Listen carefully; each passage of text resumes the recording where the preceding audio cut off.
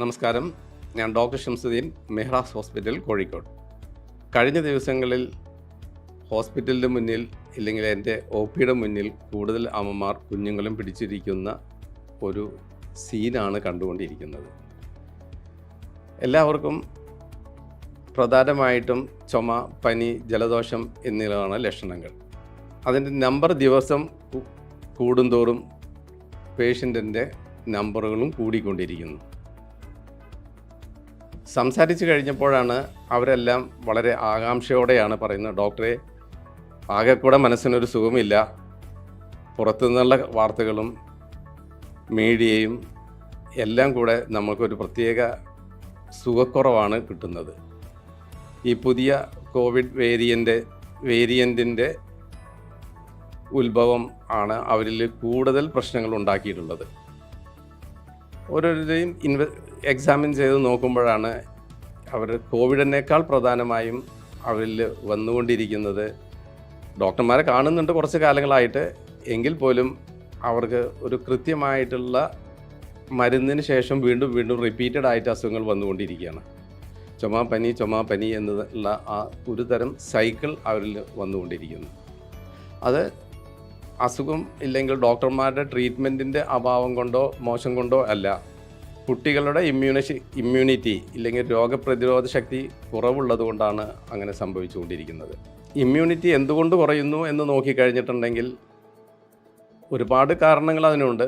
പ്രധാനമായും ഇപ്പോഴത്തെ ജീവിതശൈലിയും കുട്ടികളുടെ ഫുഡ് ഹാബിറ്റിൽ മാറിയതും, ജങ്ക് ഫുഡ് കൂടുതൽ കഴിക്കുന്നതും, കാർബണേറ്റഡ് ഡ്രിങ്ക്സ് ഉപയോഗിക്കുന്നത്, കാർബോഹൈഡ്രേറ്റ് അല്ലെങ്കിൽ കലോറി കൂടിയിട്ടുള്ള ഭക്ഷണ രീതി, ബിസ്ക്കറ്റ്, ഒരുപാട് അങ്ങനത്തെ ജങ്ക് ഫുഡുകളുടെ ഉപയോഗവും കഴിക്കുമ്പോൾ അവർക്ക് കൃത്യമായി കിട്ടേണ്ട ന്യൂട്രിയൻസ് ആൻഡ് വൈറ്റമിൻസിൻ്റെ അഭാവവും, പ്രോട്ടീൻ്റെ കുറവ്, അതിനൊപ്പം കാലറി കൂടുന്നത് കൊണ്ടുള്ള പ്രശ്നങ്ങൾ എന്നിവയോടൊപ്പം തന്നെ പുറത്ത് കളിക്കുമ്പോൾ കിട്ടേണ്ട വൈറ്റമിൻ ഡിയുടെ അഭാവം ഇല്ലെങ്കിൽ എക്സസൈസ് എന്നിവയും കിട്ടുന്നില്ല.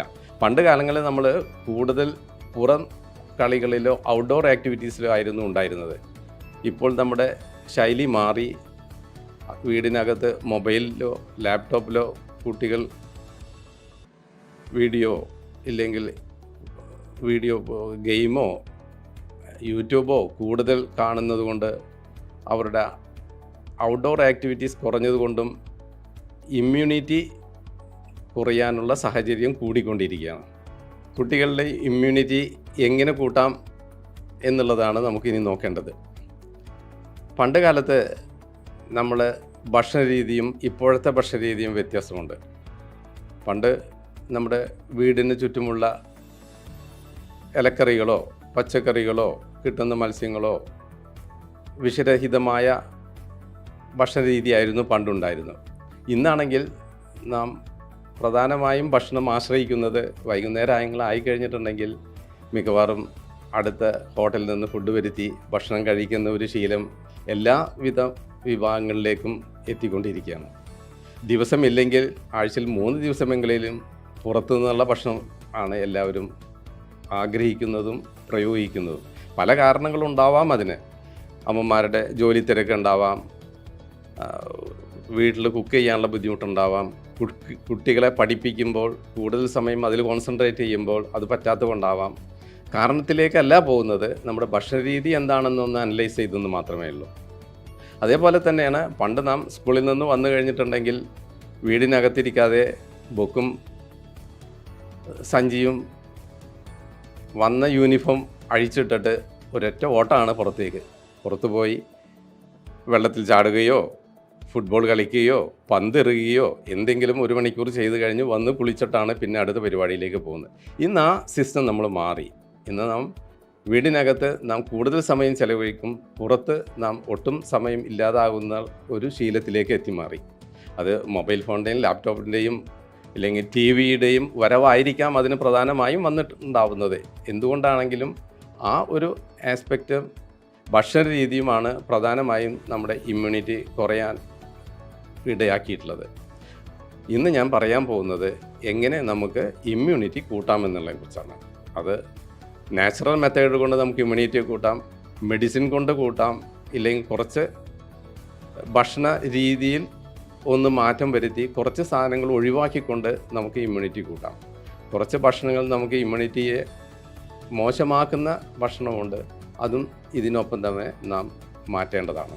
പൊതുവേ ഞാൻ എൻ്റെ അടുത്ത് വരുന്ന രോഗികൾക്ക് 10-15 ദിവസത്തെ മെഡിസിൻ എഴുതി കൊടുക്കും, ഒരു ലോങ് ടൈം ട്രീറ്റ്മെൻറ്റോ ഇല്ലെങ്കിൽ ഫർദർ ആവശ്യമെന്ന് തോന്നുന്നവർക്ക്. അതിൻ്റെ പ്രധാന കാരണം റിപ്പീറ്റഡായിട്ട് ഹോസ്പിറ്റൽ വിസിറ്റ് ഒഴിവാക്കുക എന്നുള്ളതാണ്. ഈ അടുത്ത കാലത്ത് വരുന്ന ഇല്ലെങ്കിൽ റിപ്പീറ്റഡായിട്ട് വീണ്ടും വരുന്ന രോഗികൾ ഈ മരുന്ന് കഴിച്ചുകൊണ്ടിരിക്കുമ്പോഴോ ഇല്ലെങ്കിൽ കഴിച്ചു കഴിഞ്ഞിട്ടോ ഉടനെ വീണ്ടും അസുഖമായിട്ട്, പ്രധാനമായിട്ടും ജലദോഷം, ചുമ, ആസ്മ എന്നിവയായിരിക്കും വീണ്ടും വരുന്നവർക്ക് ഞാൻ കൃത്യമായി ചെയ്യിപ്പിക്കുന്ന ഒരു ടെസ്റ്റാണ് വൈറ്റമിൻ D3 എസ്റ്റിമേഷൻ. അതിൻ്റെ റിസൾട്ട് വരുന്ന സമയത്ത് ഇപ്പോൾ ഒരു 90% പേർക്ക് വൈറ്റമിൻ ഡിയുടെ അഭാവം, ഡെഫിഷ്യൻ്റ് ആയിട്ടാണ് കാണിക്കുന്നത്. വൈറ്റമിൻ ഡിയുടെ അഭാവം നമുക്ക് മരുന്ന് കൊണ്ടും സൂര്യപ്രകാശം ഏൽക്കുന്നത് കൊണ്ടും ലഭിക്കും. സൂര്യപ്രകാശം കൊണ്ട് നമുക്ക് വൈറ്റമിൻ ഡി നിയന്ത്രണത്തിലാക്കണമെങ്കിൽ 20-30 മിനിറ്റ് നേരം നാം നല്ല സൂര്യപ്രകാശത്തിൽ നിന്നാൽ മാത്രമേ അത് ആക്റ്റീവ് ആവുകയുള്ളൂ. മരുന്നുകൊണ്ടാണെങ്കിൽ നാം കുറച്ച് റെഗുലറായിട്ട് മരുന്ന് ഉപയോഗിച്ച് വൈറ്റമിൻ ഡി നമുക്ക് കറക്റ്റ് ചെയ്യാം. അലർജി, ആസ്മയോന് റിലേറ്റ് ചെയ്തിട്ടുള്ള വൈറ്റമിൻ ഡിയുടെ ഡോസേജ് നോർമൽ ഡോസേജ് പോലെ തന്നെ വരുന്നുള്ളൂ. അതിലുമുപരി ഇപ്പോൾ ഒരു കോയംബ്ര പ്രോട്ടോക്കോൾ എന്ന് പറഞ്ഞിട്ടുള്ള ഒരു സിസ്റ്റം കൂടെ വന്നിട്ടുണ്ട്. അതുകൊണ്ട് ഓട്ടോ ഇമ്മ്യൂൺ ഡിസീസ്, അലർജിക്, ഒരുപാട് കാര്യങ്ങൾ നമുക്ക് ആ ഒരു വൈറ്റമിൻ ഡിയുടെ അഭാവം കൊണ്ട് കറക്റ്റ് ചെയ്യുന്ന ഒരു പ്രോട്ടോക്കോളും കൂടെ വന്നിട്ടുണ്ട്. അതിനെക്കുറിച്ചല്ല ഞാൻ പറയുന്നത്. വൈറ്റമിൻ ഡിയുടെ ഇമ്പോർട്ടൻസ് നാം കൂടുതൽ മനസ്സിലാക്കുകയും അതിന് ആവശ്യമായിട്ടുള്ള എങ്ങനെ അത് സപ്ലിമെൻറ്റ് ചെയ്യാം എന്നുള്ളത് ഒരു പീഡിയാട്രീഷ്യൻ്റെയോ ഫിസിഷ്യൻ്റെയോ സഹായം കൊണ്ട് ഇല്ലെങ്കിൽ അവരുടെ അഡ്വൈസ് എടുത്തും കൊണ്ട് മാത്രമേ നമുക്ക് അത്രത്തിലേക്ക് പോകാൻ പറ്റുള്ളൂ. ഡോസേജ് പറഞ്ഞുകൊണ്ട് നമുക്ക് നേരെ കടയിൽ പോയി കഴിഞ്ഞിട്ട് വൈറ്റമിൻ ഡി വേണം, അതിൻ്റെ ഡോസേജ് ഇല്ലാതെ സഫിഷ്യൻ്റ് അല്ലാത്ത ഡോസേജ് കഴിച്ചതുകൊണ്ടോ ഇല്ലെങ്കിൽ കൂടുതൽ ഡോസ് കഴിച്ചതുകൊണ്ട് ഉണ്ടാകുന്ന വൈറ്റമിൻ ഡി ഇൻടോക്സിക്കേഷനിലേക്കോ പോവാതെ ശ്രദ്ധിക്കേണ്ടതും നമ്മുടെ ഒരു കർത്തവ്യമാണ്. വൈറ്റമിൻ ഡി നമ്മൾ സപ്ലിമെൻറ്റ് ചെയ്യുന്നത് ഒന്ന് മരുന്ന് വഴിയാണെന്നുണ്ടെങ്കിൽ വൈറ്റമിൻ ഡിയുടെ ഡോസേജ് ഡെഫിഷ്യൻസി കംപ്ലീറ്റ് ആണെങ്കിൽ 60,000 international unit weekly into 6 week, അല്ലെങ്കിൽ ഡെയിലി യൂസ് ചെയ്യുകയാണെങ്കിൽ ഒരു 5,000-10,000 ഇൻ്റർനാഷണൽ യൂണിറ്റ് ഡെയിലി എന്നുള്ള ഒരു മോഡാണ്. അതുകൊണ്ടാണ് അത് ഡോക്ടറുടെ അഡ്വൈസ് അനുസരിച്ച് നാം അത് ചെയ്യണമെന്ന് പറയുന്നത്. അതല്ലെങ്കിൽ പിന്നെ നമുക്ക് ചെയ്യാൻ പറ്റുന്നത് വെയിൽ കൊള്ളുക എന്നത് തന്നെയാണ്. വെയിൽ കൊള്ളുന്ന സമയത്ത് 20-30 മിനിറ്റ് നേരം നാം നല്ല വെയിൽ കൊണ്ട് കഴിഞ്ഞിട്ടുണ്ടെങ്കിൽ നമുക്ക് ആവശ്യമായിട്ടുള്ള വൈറ്റമിൻ ഡി നമുക്ക് ലഭിക്കുന്നതാണ്. അപ്പോൾ ഏത് തരത്തിലാണ് നാം വൈറ്റമിൻ ഡി സപ്ലിമെൻറ്റ് ചെയ്യുന്നത്, ഇല്ലെങ്കിൽ വൈറ്റമിൻ ഡി നമുക്ക് കിട്ടാനുള്ള സാഹചര്യം ഒരുക്കുന്നത് നമ്മുടെ മൈൻഡ് സെറ്റും നമ്മുടെ ആവശ്യവും മുൻനിർത്തിയാണ്. അപ്പോൾ ആ ഒരു ഭാഗത്തേക്ക് എങ്ങനെ വേണമെന്നുള്ളത് ഓരോ ഇൻഡിവിജ്വലും അതിനനുസരിച്ച് പ്ലാൻ ചെയ്ത് ചെയ്യേണ്ടതാണ്. ഏത് തരത്തിലാണ് നമുക്ക് ഇമ്മ്യൂണിറ്റി കൂട്ടാൻ വൈറ്റമിൻ ഡി നമ്മൾ ഉപയോഗിക്കേണ്ടതെന്നുള്ളത് നാം തന്നെ തീരുമാനിക്കേണ്ടതാണ്. മരുന്ന് കൊണ്ടാണോ വെയിൽ കൊണ്ടാണോ എന്നുള്ളത് നാം തന്നെ തീരുമാനിച്ച് അതിന് ഒരു പരിഹാരം കാണണം. അടുത്ത ഇമ്മ്യൂണിറ്റി കൂട്ടാൻ പോകുന്ന ഒരു ഘടകമാണ് വൈറ്റമിൻ സി. വൈറ്റമിൻ സി നമുക്ക് ഭക്ഷണത്തിൽ നിന്ന് ധാരാളം ലഭിക്കുന്നുണ്ട്. നമ്മുടെ ചുറ്റുമുള്ള പഴവർഗ്ഗങ്ങൾ, എസ്പെഷ്യലി പുളിയുള്ള ഫ്രൂട്ട്സ്, നെല്ലിക്ക, പേരക്ക, ഓറഞ്ച്, സിട്രസ്, ഇതൊക്കെ അതിൽ ഏറ്റവും കൂടുതൽ ഉദാഹരണങ്ങളാണ്. പക്ഷെ കുട്ടികൾക്ക് പുളിയുള്ള ഫ്രൂട്ട്സ് അത്ര ഇഷ്ടമല്ല.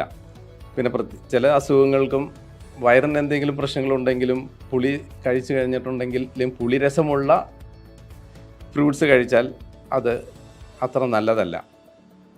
അതിന് കൂടെ തന്നെ നമുക്ക് വേണമെങ്കിൽ ഫ്രൂട്ട്സ് ഒഴിവാക്കി വൈറ്റമിൻ സി നമുക്ക് സപ്ലിമെൻറ്റ് ചെയ്യാം.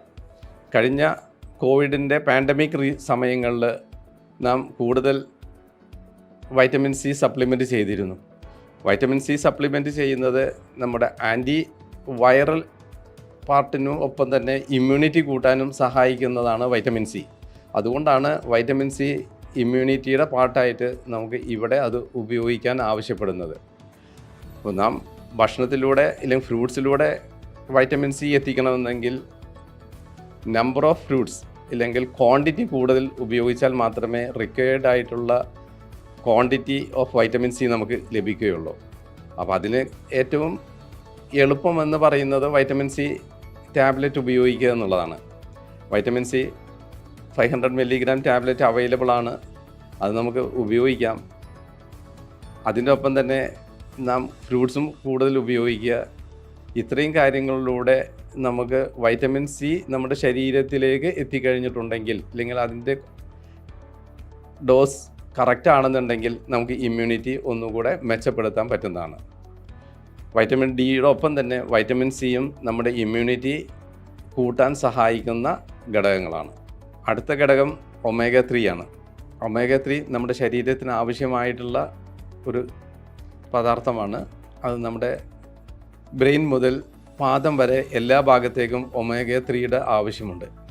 ഒമേഗ 3 പ്രധാനമായും നമുക്ക് ലഭിക്കുന്നത് ഫിഷിൽ നിന്നാണ്. പണ്ട് കാലഘട്ടത്തിൽ നമ്മൾ കൂടുതൽ നെയ്യുള്ള മീൻ, പ്രത്യേകിച്ച് ചാള, അയല, ടൂണ എന്നിവയൊക്കെയാണ് അതിൽ കൂടുതൽ ഒമേഗ 3 അടങ്ങിയിരിക്കുന്നത്. ഇപ്പോൾ മത്സ്യത്തിൻ്റെ അഭാവവും അതിൻ്റെ ഒപ്പം തന്നെ ഈ ഒമേഗ 3 മത്സ്യത്തിൽ കൂടുതൽ ലഭിക്കണമെങ്കിൽ മത്സ്യത്തിന് പായൽ കഴിച്ചേ പറ്റുള്ളൂ. അപ്പോൾ പായലിൻ്റെ അഭാവം ഇപ്പോൾ കുറഞ്ഞുകൊണ്ടിരിക്കുകയാണ്. അതിൻ്റെ പ്രധാന കാരണം നാം തള്ളുന്ന എല്ലാ മാലിന്യങ്ങളും ചെന്നെത്തുന്നത് കടലിലേക്കാണ്. അപ്പോൾ കടലിൽ എത്തുന്ന മാലിന്യം കൂടുന്നത് കൊണ്ട് അവിടെ ടോക്സിറ്റി കൂടുന്നു, പൊള്യൂഷൻ കൂടുന്നു. അതുകൊണ്ട് പായലിൻ്റെ വളർച്ച കുറയുന്നത് കൊണ്ട്, അതിൻ്റെ ലഭ്യത കുറഞ്ഞുകൊണ്ട് മീനിൽ ഉള്ള ഒമേഗ 3യുടെ അഭാവം കുറഞ്ഞതുകൊണ്ട് നാം മീൻ കൂടുതൽ കഴിച്ചതുകൊണ്ടും ഇപ്പോൾ നമുക്ക് കൃത്യമായ അളവിലുള്ള ഒമേഗ 3 നമുക്ക് ശരീരത്തിൽ ലഭിക്കണമെന്നില്ല. അപ്പോഴാണ് നമുക്ക് ഒമേഗ 3യുടെ സപ്ലിമെൻറ്റേഷൻ ആവശ്യമായിട്ട് വരുന്നത്. വൈറ്റമിൻ സി, വൈറ്റമിൻ ഡി എന്നിവ പോലെ തന്നെ ഒമേഗ 3യും നാം സപ്ലിമെൻറ്റ് ചെയ്യുകയാണെങ്കിൽ അത് റെസ്പിറേറ്ററി ഇമ്മ്യൂണിറ്റീനെ മാത്രം ബാധിക്കാനല്ല, അല്ലെങ്കിൽ അതിനെ കറക്റ്റ് ചെയ്യാനല്ല, നമ്മുടെ ടോട്ടൽ ഹെൽത്തിനെ ഇമ്പ്രൂവ് ചെയ്യാൻ ആവശ്യമായിട്ടുള്ളതും കൂടെയാണ് ഈ ഒമേഗ 3. പുതിയ പഠനങ്ങൾ അനുസരിച്ച് പല രാജ്യങ്ങളിലും ആൻറ്റിനേറ്റൽ ചെക്കപ്പിന് ഗർഭിണികളായിരിക്കുന്ന സമയങ്ങളിൽ അവർക്ക് ഫോളിക് ആസിഡിനോടൊപ്പം തന്നെ ഒമേഗ 3യും സപ്ലിമെൻറ്റ് ചെയ്യുന്നുണ്ട്. ഒമേഗ 3 സപ്ലിമെൻറ്റ് ചെയ്യുന്നത് അമ്മമാരുടെ ആരോഗ്യത്തിനൊപ്പം തന്നെ അവരിലുള്ള ഭ്രൂണത്തിൻ്റെ ഇല്ലെങ്കിൽ അവരുടെ വയറ്റിൽ വളരുന്ന കുഞ്ഞിൻ്റെ ആരോഗ്യ സംരക്ഷണത്തിന് പ്രധാനമായും അവരുടെ ബ്രെയിൻ ഡെവലപ്മെൻറ്റ് ഉദ്ദേശിച്ചുകൊണ്ടാണ്. അപ്പോൾ ഒമേഗ 3യുടെ ആവശ്യം നമ്മുടെ ശരീരത്തിൻ്റെ എല്ലാ ഭാഗങ്ങളിലേക്കും ആവശ്യമായിട്ടുള്ള സപ്ലിമെൻറ്റ് എത്തിക്കുക എന്നതിനൊപ്പം തന്നെ പല കാര്യങ്ങൾക്കും ഒമേഗ 3 ഉപയോഗിക്കുന്നുണ്ട്. ഓട്ടിസത്തിൻ്റെ പാർട്ടിലും ഒമേഗ 3 ഇപ്പോൾ കൂടുതൽ ഉപയോഗിച്ച് വരുന്നുണ്ട്. ഒമേഗ 3 മത്സ്യത്തിലല്ലാതെയും നമുക്ക് ഭക്ഷണത്തിലൂടെയും നമുക്ക് ലഭിക്കുന്നുണ്ട്. അവക്കാഡോ അതിനൊരു ഉദാഹരണമാണ്. അതിനൊപ്പം തന്നെ നമ്മുടെ മഞ്ഞളിലെ കുർക്കുമിൻ എന്ന് പറഞ്ഞ ആ പദാർത്ഥമാണ് ആക്ച്വലി മഞ്ഞളിൻ്റെ പ്രോപ്പർട്ടി നമുക്ക് ലഭിക്കുന്നത്. മഞ്ഞളിലെ ആക്റ്റീവ് പാർട്ടായിട്ടുള്ള കുർക്കുമിനിലാണ് ഏറ്റവും കൂടുതൽ ഒമേഗ 3 പാർട്ടുള്ളത്. ഈ കുർക്കുമിൻ റെസ്പിറേറ്ററി ഇൻഫെക്ഷനും ഉപയോഗിക്കുന്നുണ്ട്. കുർക്കുമിൻ്റെ ഇഫക്റ്റിസിയെ കുറിച്ച് ധാരാളം പഠനങ്ങൾ വന്നിട്ടുണ്ട്. അപ്പോൾ കൂടുതൽ ആക്റ്റീവ് സ്റ്റേജിൽ അല്ലെങ്കിൽ കൂടുതലുള്ള രോഗാവസ്ഥ സമയത്ത് കുർക്കുമിൻ മാത്രം കൊണ്ട് അസുഖം മാറ്റണമെന്നല്ല പറയുന്നത്, അല്ലെങ്കിൽ മാറുമെന്നല്ല പറയുന്നത്. നാം ചികിത്സയോടൊപ്പം തന്നെ പ്രിവെൻറ്റീവായിട്ട് നമുക്ക് ഉപയോഗിക്കുന്ന മാർഗങ്ങൾ ഏതൊക്കെയാണ്, എന്തൊക്കെ നമുക്ക് ചെയ്യാമെന്നുള്ളതിലാണ് കുർക്കുമിൻ ഇവിടെ കൊണ്ടുവരാനുള്ള പ്രധാന കാരണം. അല്ലാതെ അസുഖം വരുന്ന സമയത്ത് കുർക്കുമിൻ കൊടുത്തുകൊണ്ട് ട്രീറ്റ്മെൻറ്റ് ചെയ്യാമെന്നല്ല. അസുഖം കൂടുതൽ മൂർച്ഛിച്ചിരിക്കുന്ന സമയത്ത് നമുക്ക് ആൻറ്റിബയോട്ടിക് വേണ്ടി വരും, നെബുലൈസേഷൻ വേണ്ടി വന്നേക്കാം, സപ്ലിമെൻ്റ് ആയിട്ടുള്ള വേറെ മോഡ് ഓഫ് ട്രീറ്റ്മെൻറ്റ് പലതും വേണ്ടി വരും. അതിൻ്റെ കൂടെ നമുക്ക് നാച്ചുറൽ സപ്ലിമെൻ്റ് ആയിട്ടുള്ള കുറച്ച് പ്രോഡക്റ്റും കൂടിയും ഇല്ലെങ്കിൽ സപ്ലിമെൻറ്റേഷനും അതിൻ്റെ ഒപ്പം കൂടെ കൊടുക്കുകയാണെങ്കിൽ ഈ ട്രീറ്റ്മെൻറ്റിൻ്റെ ഒപ്പം തന്നെ വീണ്ടും അസുഖം വരാതിരിക്കാനുള്ള അല്ലെങ്കിൽ ഇമ്മ്യൂണിറ്റി കൂട്ടാനുള്ള ഒരു സംവിധാനം കൂടെ അതിൻ്റെ കൂടെ ചെയ്യുക എന്നുള്ളതാണ് പ്രധാനമായും ഈ സപ്ലിമെൻറ്റേഷനൂടെ നാം ഉദ്ദേശിക്കുന്നത്. ഇത്ര നേരം നമ്മൾ സംസാരിച്ചത് എങ്ങനെ ഇമ്മ്യൂണിറ്റി കൂട്ടാം എന്നുള്ളതിനെക്കുറിച്ചാണ്. ഇമ്മ്യൂണിറ്റി കുറയുന്ന ഒരു സാഹചര്യമാണ് ഇപ്പോൾ നമ്മുടെ ചുറ്റിലുള്ളത്. നാം കഴിക്കുന്ന ഭക്ഷണവും ശ്വസിക്കുന്ന വായുവും കുടിക്കുന്ന വെള്ളവും എല്ലാം പൊള്യൂട്ടഡാണ്. ഈ പൊല്യൂഷൻ കൊണ്ട് തന്നെ നമ്മുടെ എൻവയറണമെൻറ്റും നമ്മുടെ ശരീരവും കൂടുതൽ മലിനീകരമായിരിക്കുകയാണ്. അതുകൊണ്ട് നമുക്ക് ഇമ്മ്യൂണിറ്റി കൂട്ടണമെങ്കിൽ എന്തൊക്കെ ചെയ്യണം എന്നുള്ളതിൻ്റെ 1-2 ഘടകങ്ങളാണ് പറഞ്ഞത്.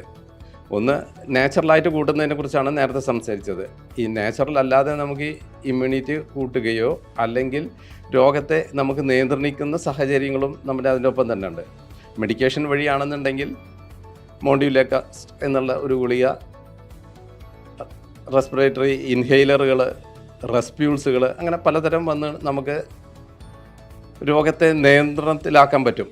പക്ഷേ നിയന്ത്രണത്തിലാക്കുക എന്നതിലുപരി നമ്മളിൽ നിന്ന് അതിനെ ഒഴിവാക്കുക, ഇല്ലെങ്കിൽ ഇമ്മ്യൂണിറ്റി കൊണ്ട് നമുക്ക് രോഗമില്ലാത്ത ഒരവസ്ഥയിലേക്ക് എത്തിക്കുക, മരുന്നുകളുടെ ഉപയോഗം കഴിയുന്നത്ര കുറയ്ക്കുക എന്നുള്ളതാണ് ഞാൻ അനുവർത്തിച്ചു വരിക്കുന്ന ഒരു നയം.